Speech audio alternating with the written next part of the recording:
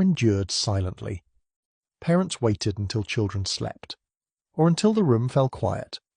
Some waited for market days, when the house would briefly empty, others did not wait at all.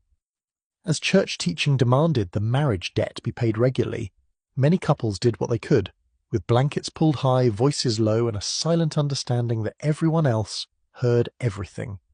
In one sense, love was never alone. In another, it was never free. When you can't build a wall, you hang a curtain. In homes where timber was scarce and stone was cold, fabric became the only barrier between body and gaze. These weren't delicate veils, they were thick woolen cloths, sometimes patched, sometimes lined with fur, strung across beams or nailed into rafters. They didn't block sound, but they created the illusion of space. For couples, even a thin partition meant something, a place to undress, to speak softly, to reach out without a dozen eyes staring. By the 15th century, wealthier peasants listed bed curtains in their household inventories, alongside cooking pots and tools, proof that privacy was valued, even if rare. In towns, apprentices often shared sleeping quarters, but the master and his wife claimed the only curtained bed. The four-poster bed, with heavy drapes on all sides, became more than a piece of furniture.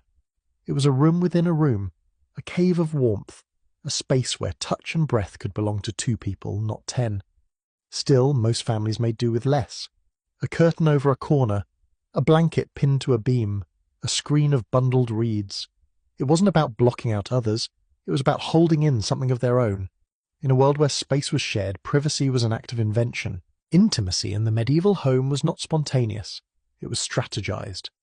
Couples learned to read the rhythm of the room, when the baby was asleep, when the neighbour had gone to market, when the fire was low, and footsteps outside had faded. Silence became a tool, a language, a promise. Words were risky, but a glance, a shared look at dusk, that was enough. Some left small signs. A turned-up shoe, a lantern placed in a certain spot to signal readiness, or caution. In households with servants, one might feign illness to send them away. Others waited for tasks to scatter the family, fetching water, tending animals, collecting kindling.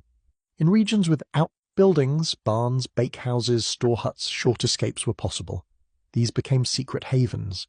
A corner behind sacks of barley, a shadowed wall near the coop. They weren't romantic, they were stolen. Moments carved from noise and motion. And then there was timing. In winter, darkness fell early. The house quieted sooner. People slept longer, and in that slow descent into cold and stillness, couples found their narrow window. No doors, no locks, but still somehow a flicker of privacy survived, just long enough.